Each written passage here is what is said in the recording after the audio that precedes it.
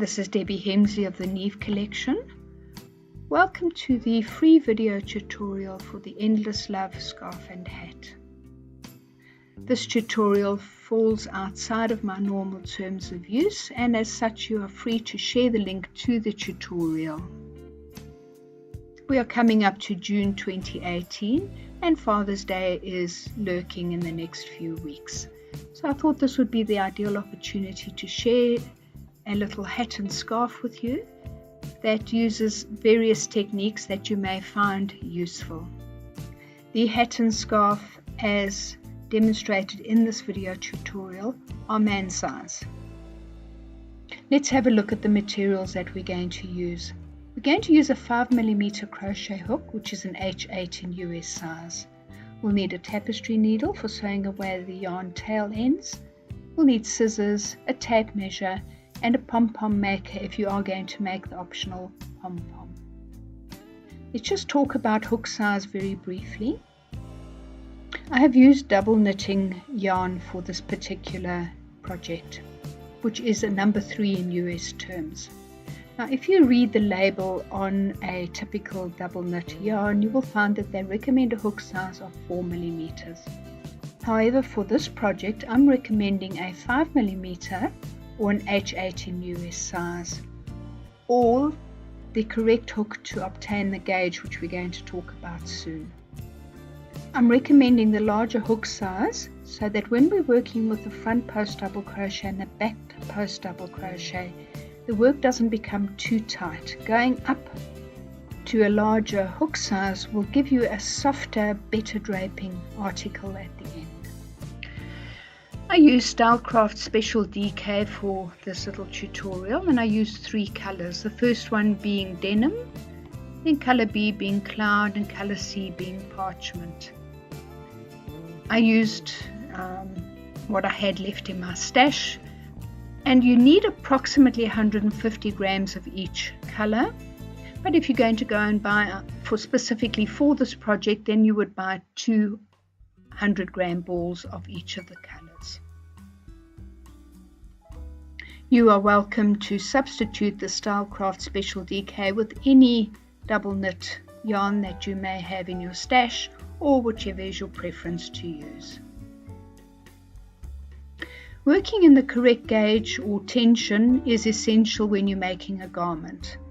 This is more important for the hat than it is for the scarf, but I suggest that you actually work your gauge out when you're doing the scarf so that you have got the correct hook size when you get round to doing the hat. We're going to do the scarf first. So the gauge is 24 stitches by 14 rows of ribbing measured over 10 by 10 centimeters, which is 4 by 4 inches. This is an easy project. I believe that even beginners will be able to complete the project, but it's not a how-to crochet project, so you do need to know the basics before you get started. This pattern uses US terminology.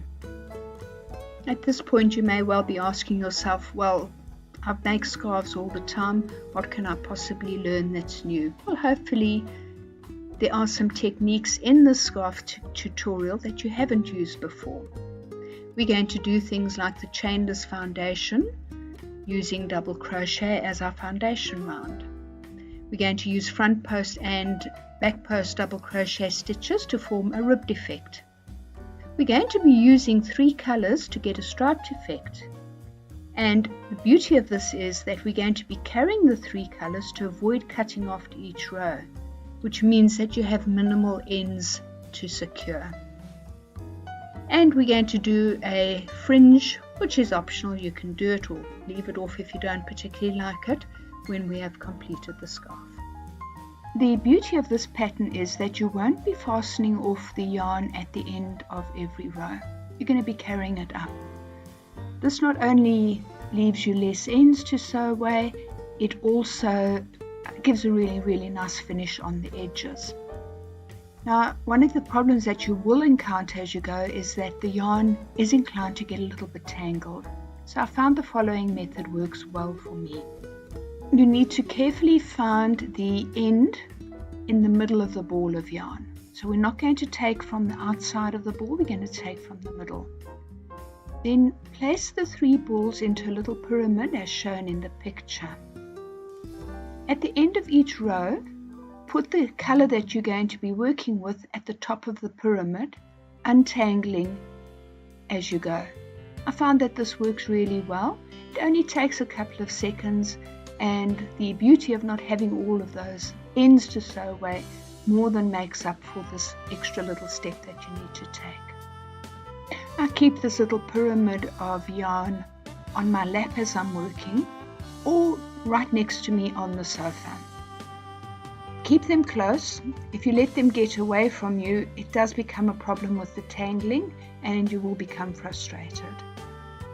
The name of this pattern is derived from the fact that we don't have a whole lot of ends to sew away, hence the endless love.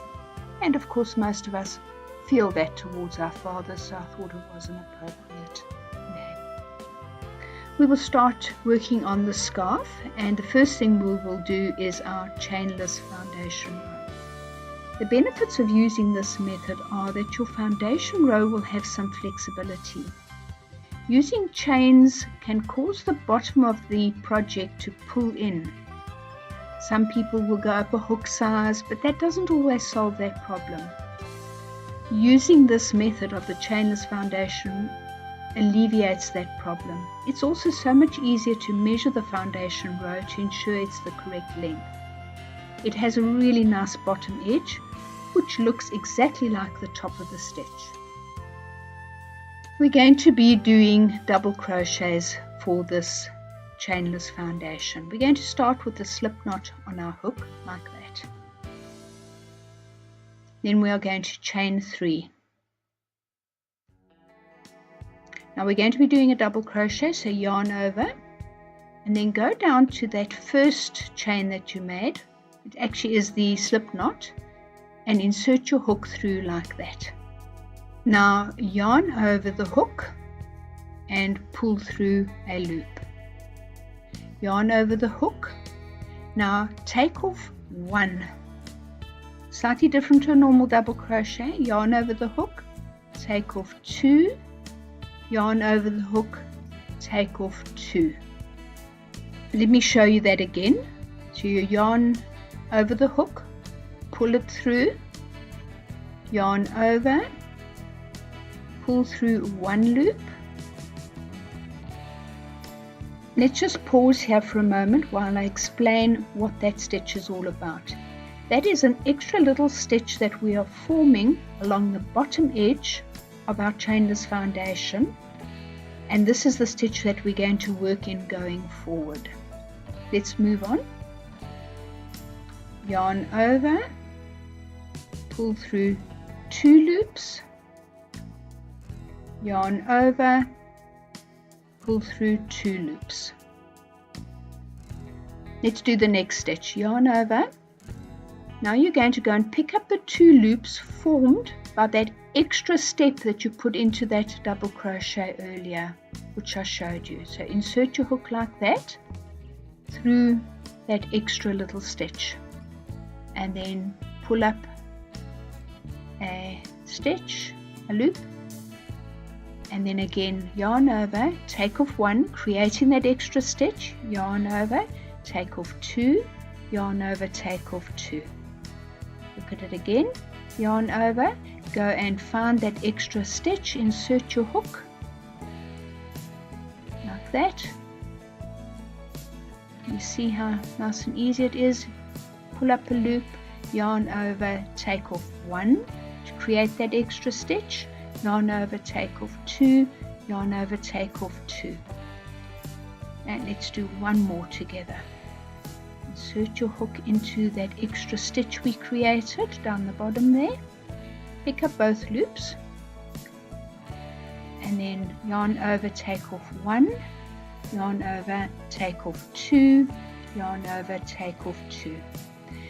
Now continue until you have 41 in total, counting the first chain 3 as well. Make sure that you're working in a well-lit area when you're doing this, just to make it easier to find the correct stitch to work in. It will be slow to start off with while you're getting used to the new technique. Once you are used to it, it really does go very quickly, and it is so much more successful than using chains. That's my 41 stitches. Now look how nice and flexible it is, and then also look at how good the bottom edge looks. Much nicer than if you were using a chain to do your foundation round. We're now going to be joining our second color in. So what I'm going to do there is I'm going to just go back to that point on the last stitch. And then I'm going to pick up my color B, and I'm going to finish that last stitch with the color B like that. Don't fasten off color A. Now chain 2 and then turn. That chain 2 counts as your first stitch. We're now going to do a front post double crochet around the next stitch, and then a back post double crochet around the next stitch, and we're going to repeat that front post double crochet, back post double crochet, repeat to the end of the row, and then wait for me. Your second last stitch will be a front post double crochet. Now I'm going to show you what we're going to do into that last stitch. Watch carefully. We're going to work into that space, and we're going to go as if we're making a half double crochet, and then we're going to finish the half double crochet with the third color, with color C, like that. Don't fasten off color B. We will be turning the work, and we will be doing a chain 2 with color C, and that counts as our first stitch. We will then do a back post double crochet into the next stitch, and then a front post double crochet into the next stitch, and we'll repeat this all the way down the row. If you recall the previous row, we started with a front post double crochet followed by a back post double crochet. On alternating rows, we will start with a back post double crochet followed by a front post double crochet, which is what we are doing on this particular row here. Complete the row, and your second to last stitch will be a back post double crochet, and then you can wait for me there. The next stitch that we're going to work is a half double crochet into that last space, and this is where we are going to now pick up color A again. So watch what I'm going to do here. So it's a half double crochet. I'm picking up color A, and now I'm going to use color C to work over color A, and then I'm going to put color A behind color C and pull through to complete the stitch and the color change. Let's look at that again, but in slow motion this time. So I'm picking up color A, I'm working over color A, so catching it into the stitch like that, using color C to bring up the start of our half double crochet. Now I'm going to take color A to the back. You see I brought color C forward, color A to the back, and then complete that stitch, joining in the new color like that. We now have color A on the hook. Chain 2, turn the work, and now front post double crochet, back post double crochet, front post double crochet, back post double crochet, and straightforward. Repeat this until you get to your second to last stitch, which will be a front post double crochet. Wait for me, and then I will talk you through the final stitch and the color change again. Our last stitch of the row is going to be a half double crochet, but this is where we're going to pick up color B. We're going to work over it like that, just capture it into that stitch like that, then bring color A to the front, color B behind color A, and complete that half double crochet and change the color at the same time like that. Chain 2 with color B, turn the work, and then start with your back post double crochet, front post double crochet, and repeat back post double crochet, front post double crochet, carry on until the second to last stitch. The second to last stitch will be a back post double crochet, and then if you wait for me there, I'll show you one more time how we're going to change colors and end the row. Our final stitch of the round will be that half double crochet into that last space, and remember that you're now going to catch color C like that, and then you're going to put color C to the back and finish the stitch like that, and then chain 2. You're then going to turn and you're going to work the next row with your color C, and you're going to continue in this manner until the scarf measures 170 centimeters, which is about 67 inches. Because we're making the scarf for a man, it does need to be nice and long so that it really is a nice luxury item. Let's now have a look at our fringe. Find something that is about the right size so that the length of your fringe is going to be correct. My little over 50s jokes book is ideal, and I'm just going to wind the yarn around it like this. Try and keep a constant tension so that you have all of your fringing the same length, and then we're going to just cut it. Pretty straightforward. I prepared a little bit earlier on, so I now have a big pile of yarns cut and ready. Now pick up 4 strands of the yarn and make sure that the ends are all even, and then put your hook through a stitch at the end of the scarf, catch it like that, and then just pull it through to form a knot like that. It's so straightforward.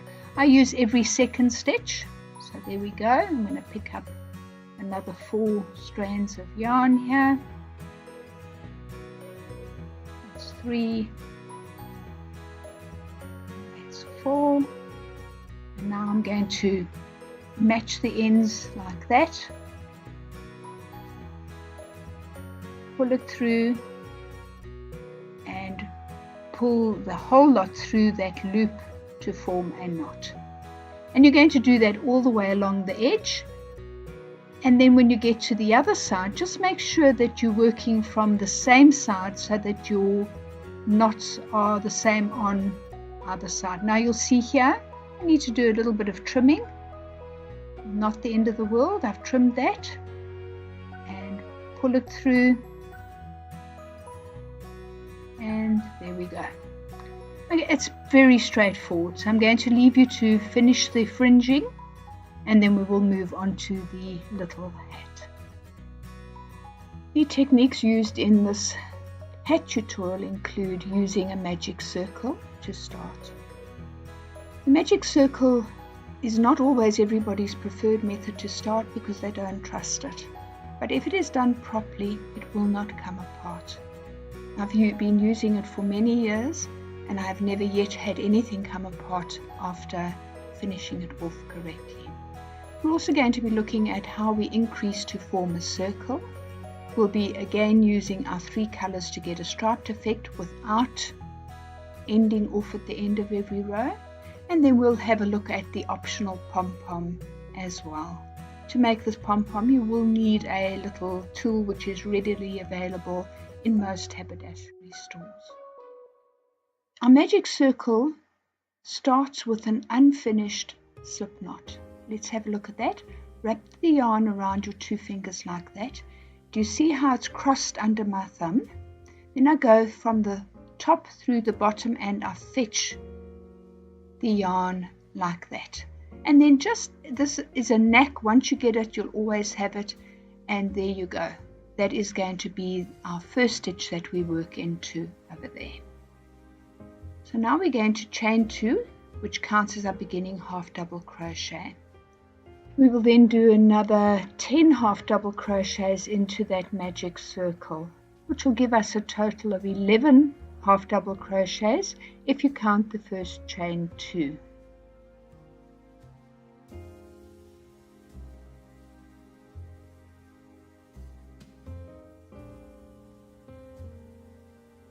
Pull on the tail end from the magic circle and you have got a nice tight little circle there.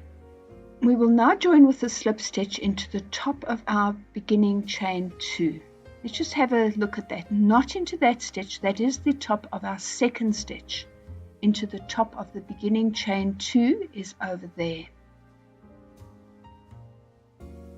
So not into there, but into the top of the chain 2 over there. So insert your hook into that position just identified and then pull through a slip stitch like that. Pretty straightforward. We will start each round on the hat with a chain 1 which does not count as a stitch, and I'll show you how we treat this as we go along. So let's do our chain 1, and then we're going to do a front post double crochet like that, and then a second one around the same post like that, and we're going to do that around each of the half double crochets from round 1. So 2 front post double crochets,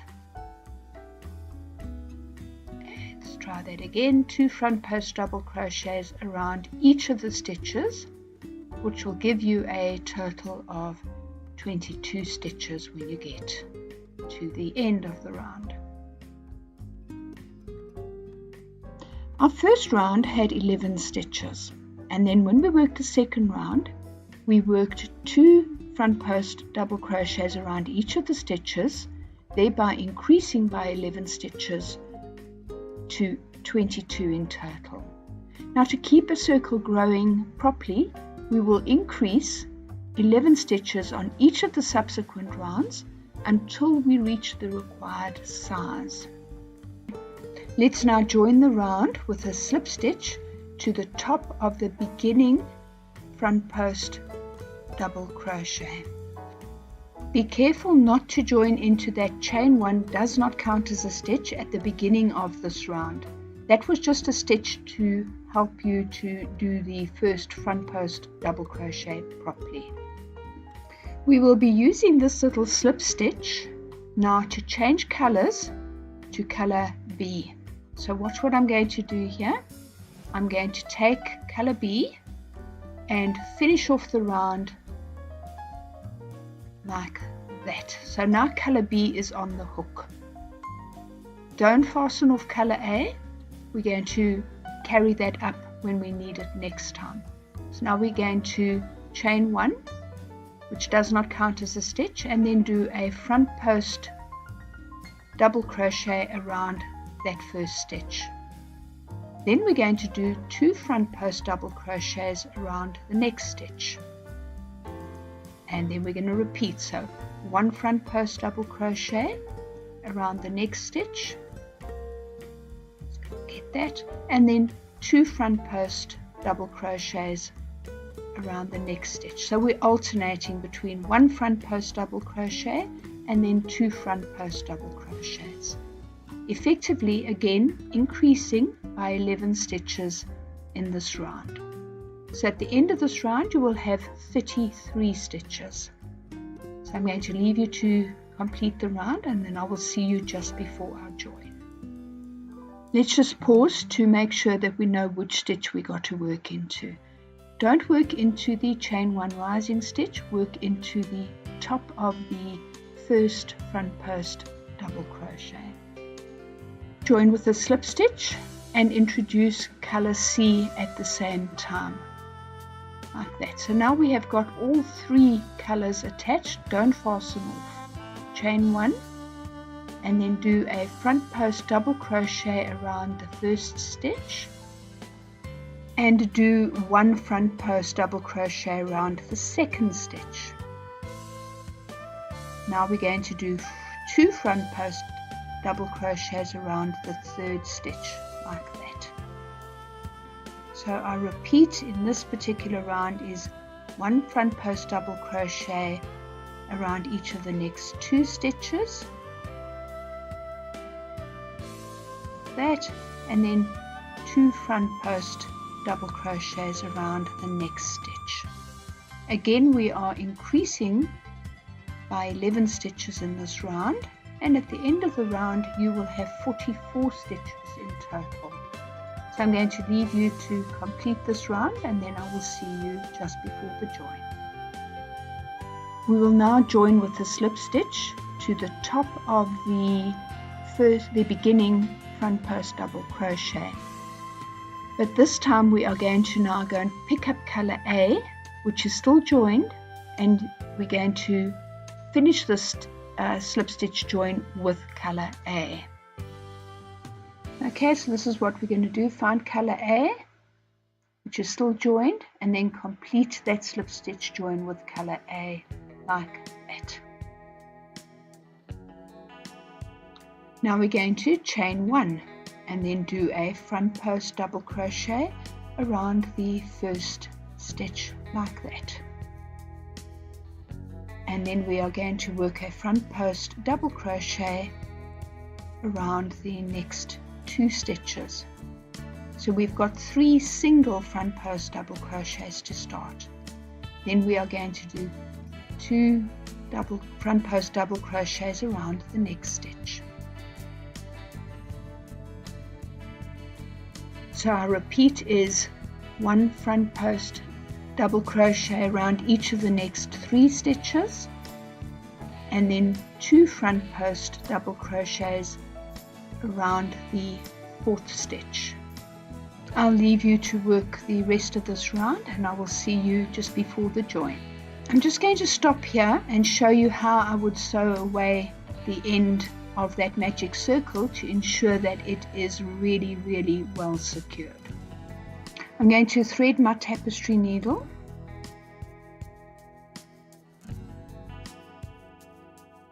and then I'm going to pull the starting circle as big or as small as I want it. Because I'm going to put a popcorn on it, I'm not going to pull it too tight. I'm then going to insert my tapestry needle through the stitches like that, and then I'm going to take a slightly different path and do it a second time coming back towards me, and then a third time also taking a slightly different path and threading the needle through the work. Splitting some of the stitches also helps to keep it secure. Once you have done that back and forth 3 times, it is secure. You can then fasten off, you can then cut the end, and you will have a join that you can rely on. Use this technique of sewing back and forth 3 times for all of your ends, and that will make sure that you don't have any problems with your work starting to come apart when it goes into the wash or just through general use. Use this opportunity now to sew away the rest of the ends, just so that they're out of the way when we are carrying our yarns up for the rest of the little hat that we're making. And I will see you when you've done that and you've completed the round that we were busy on, and then we will look at what we do next. Join with a slip stitch to the top of the beginning half double crochet and introduce color B at the same time. And now chain 1 does not count as a stitch, and then front post double crochet, 1 front post double crochet around each of the next 4 stitches. That's 2, that's 3, and that's 4. We will work 2 front post double crochets around the 5th stitch. Again, we are increasing 11 stitches in this round. So again, we're going to work 1 front post double crochet around each of the next 4 stitches,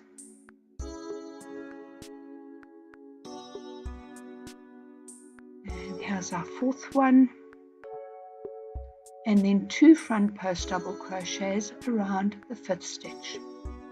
Complete the round working with this little repeat, and you should have 66 stitches at the end of the round.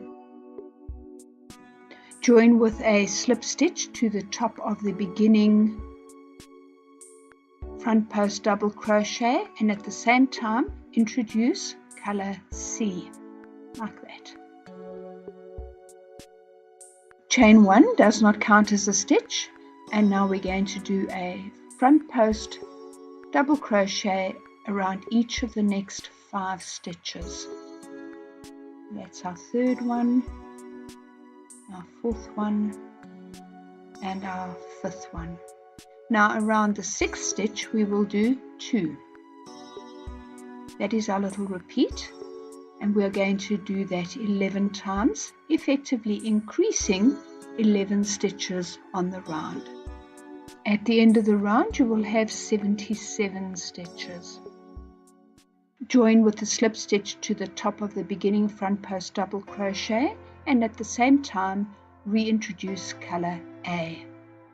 Chain 1, and then we are going to do 1 front post double crochet around each of the next 6 stitches, and then work 2 front post double crochets around the 7th stitch, like that.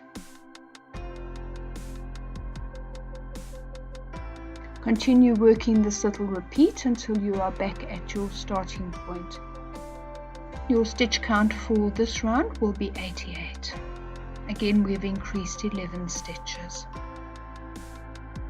Finish the round by introducing your color B with your slip stitch, and then let's have a look at what we've got at this point. It might appear ever so slightly wavy on the edges, don't worry. Your measurement at this point should be about 5.5 inches or 13.5 centimeters. Join with your slip stitch and introduce color B. We have now finished our increase rounds, and now we're going to be moving on to something a little bit different. So as usual, we'll start with our chain 1, which does not count as a stitch, and then what we're going to do is we're going to front post double crochet around the 1st stitch, like that. Now we are going to back post double crochet around the next stitch, and then front post double crochet, and then back post double crochet, and we will repeat this front post double crochet, back post double crochet all the way until we are at the end of the round. Your stitch count will stay constant for the rest of this little hat, and at the end of each round you should have 88 stitches. Join with your slip stitch to the top of the beginning front post double crochet, and then introduce color C.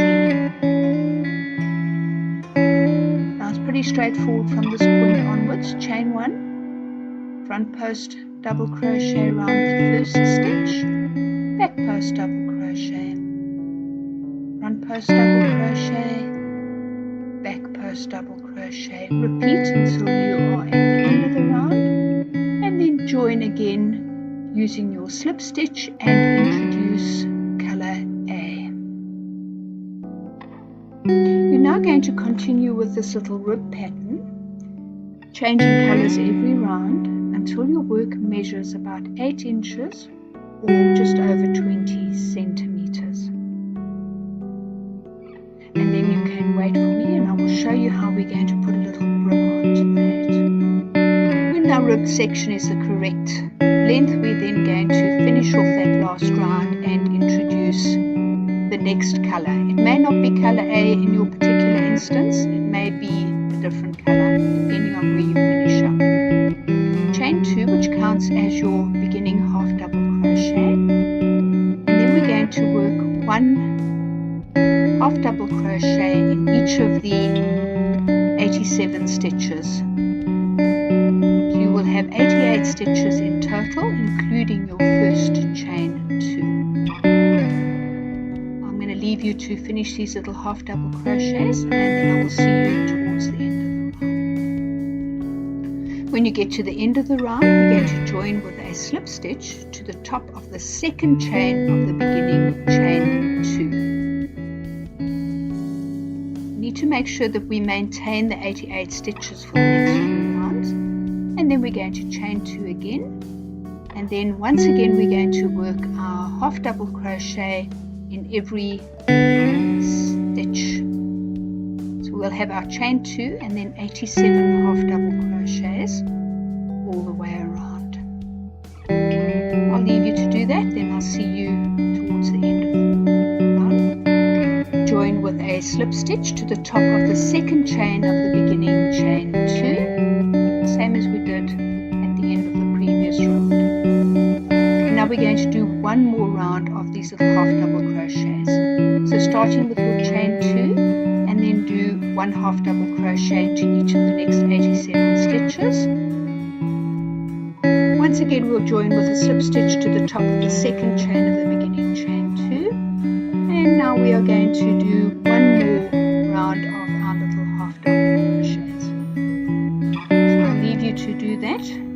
Wait for me when you get to the end of the round, because our join will be ever so slightly different for this particular round. Join with a slip stitch to the front loop only of the second chain of the beginning chain 3, and then chain 2. Then we're going to turn the work, and we're going to be working from the other side, from the wrong side, and then in the back loops only we're going to do a half double crochet. We're just creating a little folding edge here so that the brim will fold up on itself. Now when you're working into the back loop only, pick up the 2 stitches. Because the previous round was a half double crochet, you'll find 2 stitches to pick up working into the back loop only. I'm going to leave you to do that, and then you can wait for me at the end of the round. If your stitch count is correct, you should still have 88 stitches in total. Join with a slip stitch to the top of the second chain of the beginning chain 2. To complete the brim, we're now going to work 3 rounds of half double crochets into the full stitch, not back loop only. It was only that one round that we did back loop only, which gives us our fold. When you have completed the 3 rounds, you can fasten off and sew away all your ends, and that is our little hat completed. You can also add an optional pom-pom, which I will take you through next. These little pom-pom makers are readily available from your favorite haberdashery store or your local wool shop. It consists of 2 rings, which one side is dimpled and the other side has a little hole, and you can put the 2 pieces together as shown in the picture above. Notice that you have a gap running between the 2 circles once they are placed on top of each other. You'll notice that I've got it in the closed position right now, and those black elastics that I've got on it are there because mine is actually broken and it's holding it together. I also found that using the little black elastics makes it a little bit easier to handle, and I just remove those at the end of the process. So you need one of these little gadgets, and then let's have a look at what we're going to do with it. We're going to open it up. We've got those little catches there like that. Open it up like that. And then we're going to start winding, and it's a little bit awkward to start with, but start winding your yarn around and around and around and around, and you're going to do this until it's very full, and I'll show you what we're going to land up with. Right, I've now finished winding the wool round and round and round, and you can see just how full that right side is. We're now going to do exactly the same for the left side. So fasten off and then move your yarn across to the other side, and you're going to just do exactly the same again. You're going to wind the yarn around until you have the same amount on both sides. Sorry about the really bad filming, it's quite a tricky maneuver. Okay, so I'm going to leave you to do that, and when you have both sides the same, wait for me. When you have finished winding the wool on, then bring the two sides together and lock them in place like that. Okay, and now what we're going to do is we're going to cut. So you see there's a gap between the two sides.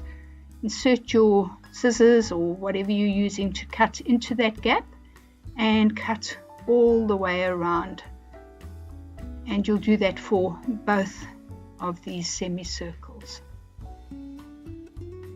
Now cut a piece of yarn probably about 30 centimeters long, about 12 inches, and then placing it between the two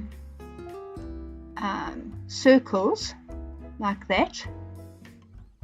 We're then going to pull this tight and then just secure it nicely. Make sure that it is really well secured.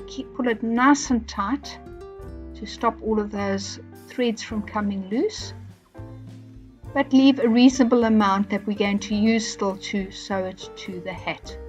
Then we go and we open these little gates here, and then we can remove, and you can see mine is broken, not the end of the world, it still works. And then just remove the plastic template, trim where necessary, and there you have your pom-pom ready to be attached to the hat. I'm now going to thread the spare yarn at the bottom of the pom-pom onto a tapestry needle, and then I'm going to pull it through the hole at the top of the hat like this, and then turn the hat inside out and holding onto the pom-pom, and then I'm just going to secure it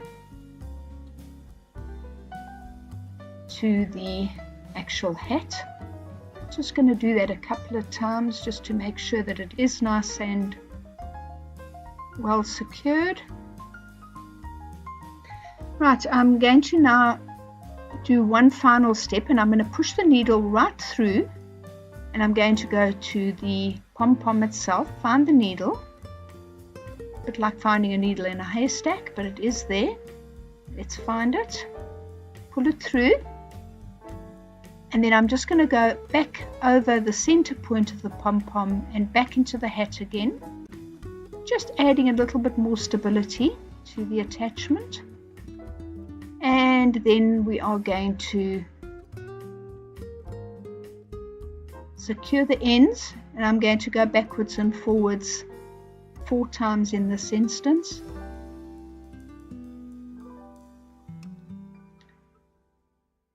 And then you can cut the yarn and know that that pom-pom is not going to go anywhere easily.